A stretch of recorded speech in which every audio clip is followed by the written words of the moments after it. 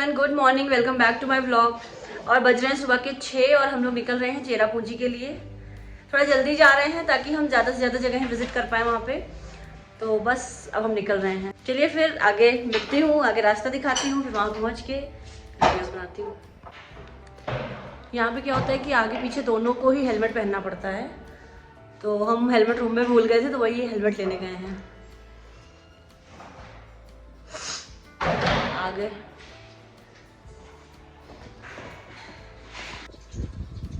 अभी सुबह सुबह है तो थोड़ी सी ठंड है यहाँ पे, बट बहुत ज़्यादा नहीं है, ठीक है। बस हेलमेट वगैरह पहन के और रेडी होके हम निकल गए थे चेरापूंजी के लिए। और रास्ता बहुत खूबसूरत है यहाँ का पूरा। ये तो शुरुआत है, हम शिलोंग से बाहर निकल रहे हैं तब का है ये।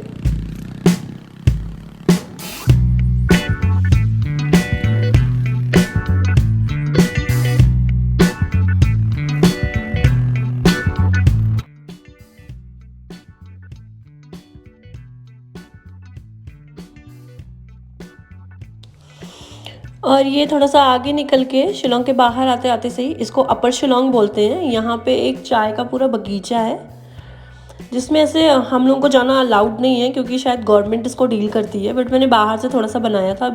और जैसे ही हम शिलोंग से बाहर निकल गए थे, ये पक्की पहाड़ियाँ हैं। यहीं से पहाड़ों को तोड़ के काट के और गिट्टी बनाते हैं यहाँ कंस्ट्रक्शन के लिए। और काफ़ी ज़्यादा कंस्ट्रक्शन हो रही थी पूरे रास्ते। मैंने देखा काफ़ी बड़े बड़े ऐसे पहाड़ के टुकड़े, बिल्कुल पत्थर ऐसे नीचे रखे गए थे और मशीनें लगी हुई थी जो उसको कंक्रीट में कन्वर्ट कर रही थी।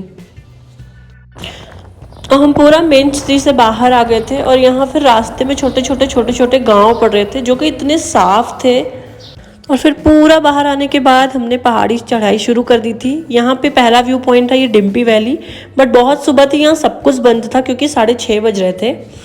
और यहाँ पे जिप लाइन होती है, बट मुझे वो करनी नहीं थी, तो फिर हमने इसको स्किप करके आगे चलने का फिर डिसीजन लिया कि हम आगे सीधे चेरापूंजी जाके ही रुकेंगे। मैंने रास्ते की काफ़ी वीडियोस बनाई थी क्योंकि रास्ता इतना सुंदर था और दूसरी बात इतनी सफाई थी। पहाड़ों में बिल्कुल अंदर जाके भी अगर गांव है तो वहाँ भी इतनी ज़्यादा साफ़ सफाई थी। ये देखिए छोटे छोटे ये सब गांव हैं और पूरा डेवलप्ड है। हर जगह पे स्कूल है, हर जगह पे सब कुछ फैसिलिटीज़ हैं। और यहाँ पे मैंने देखा कि लोग जो बसे हुए हैं वो बिल्कुल टॉप पे जाके बसे हुए हैं, वैली में नहीं है लोग। बिल्कुल पहाड़ी चढ़ के ऊपर चले जाइए और प्लेन जैसा हो गया और वहाँ पे बसे हुए हैं। इवन रोड्स भी थोड़ी कर्व लेके तो थी, बट रोड्स ऐसा नहीं था कि चढ़ाई कहीं पर भी हो, कर्व था पर बिल्कुल फ्लैट रोड्स थी। और लगभग हमने 65 किलोमीटर ट्रैवल किया था शिलोंग टू चेरापूंजी पहुँचने में।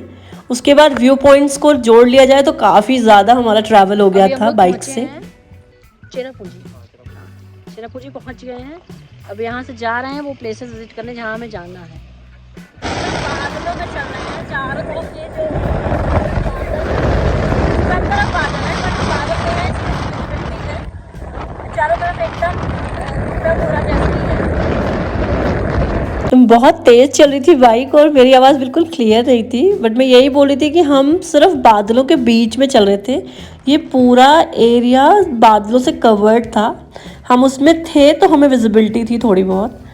और चेरापूंजी में सबसे ज़्यादा बारिश होती है, बट लकीली उस दिन हमें बारिश नहीं मिली। हाँ, थोड़े से बादल से वो वाटर ड्रॉपलेट्स तो थे, बट ऐसी बारिश नहीं थी कि बिल्कुल पैक हो जाओ, क्योंकि लोग कहते हैं यहाँ बारिश शुरू होती है तो 2-2 दिन बारिश बंद ही नहीं होती है।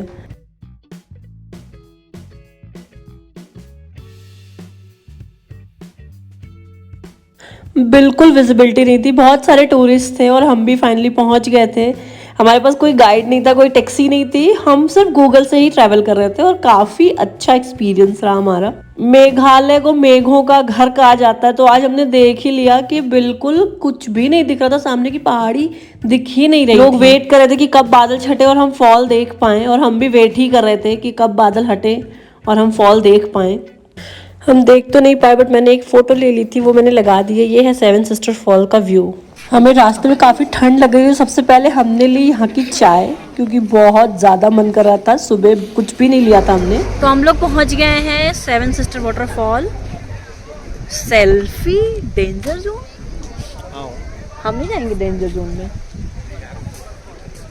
नीचे है मतलब ये बोर्ड पे लिखा है सेल्फी डेंजर जोन। हम लोग इतना भटके हैं यहाँ पहुँचने के लिए, इतनी जगह गए, फिर गूगल भी फेल हो गया यहाँ पे, इतना ये आउटस्कर्ट्स है इंडिया का।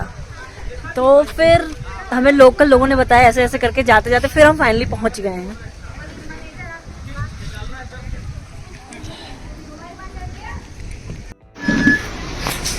एकदम सूप वाली पहाड़ी मैगी है, देखो।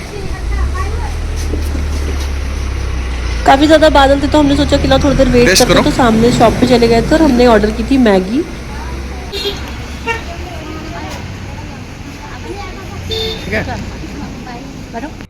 तो मैंने यहाँ पे देखा ये दालचीनी रखी हुई थी, तो ये लोग बताए कि ये लोकल जंगलों से निकाली हुई दालचीनी है, यहाँ की लोकल है। तो हमने थोड़ी सी ये भी खरीदी थी। काफ़ी अच्छी स्ट्रॉन्ग इसकी एक खुशबू थी दालचीनी की, बिल्कुल बहुत स्ट्रॉन्ग एक महक थी इसमें।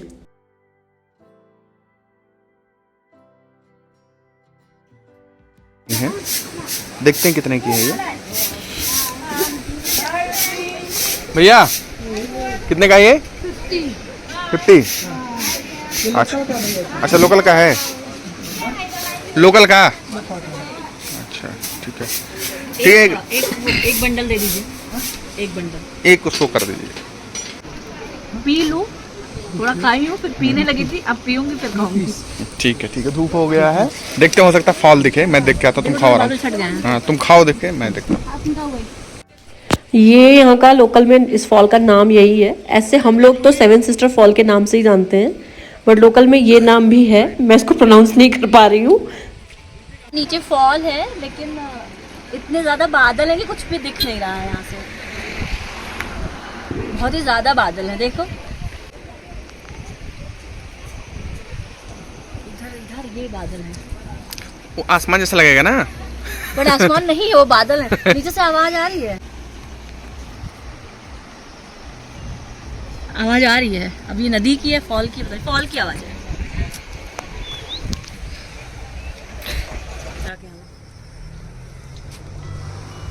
आराम से आओ, संभाल के।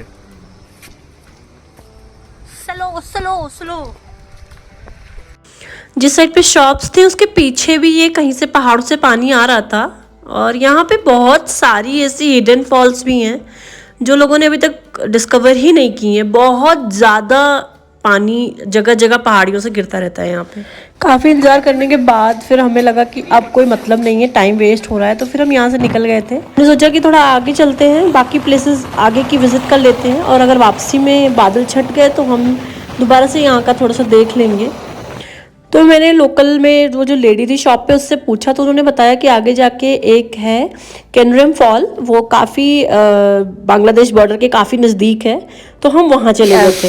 केरल फॉल से पहले छोटे छोटे और फॉल्स हैं कुछ। और हमारे पास अभी जस्ट एयरटेल का मैसेज आया है, वेलकम टू बांग्लादेश। तो हमें पता नहीं हम बांग्लादेश में कि इंडिया में।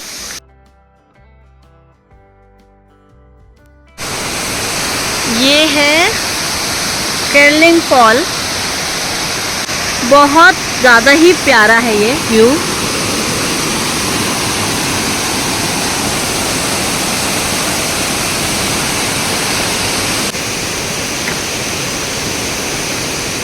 ये बहुत सुंदर लग रहा है देखने में, और एकदम वाइट है पानी, प्रेशर से आ रहा है ना, तो एकदम वाइट कलर का पानी है। मतलब पानी तो साफ ही होता है पहाड़ी।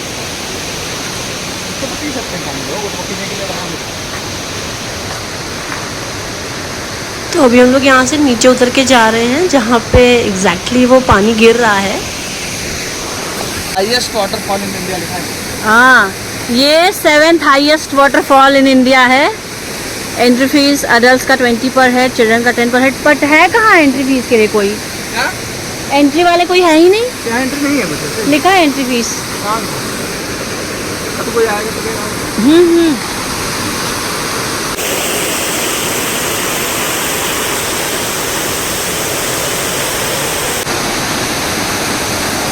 भैया बाप रे।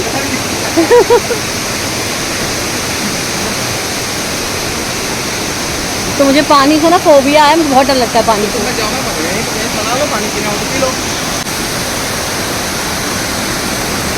क्या कर रहे हो? पानी किलो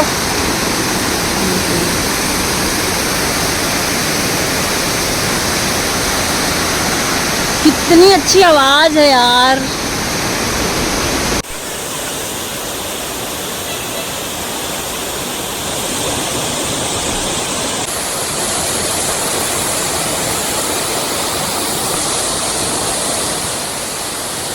बांग्लादेश बॉर्डर पे पड़ जाता है, बट हम आगे जाएंगे नहीं क्योंकि हमें लेट हो रहा है।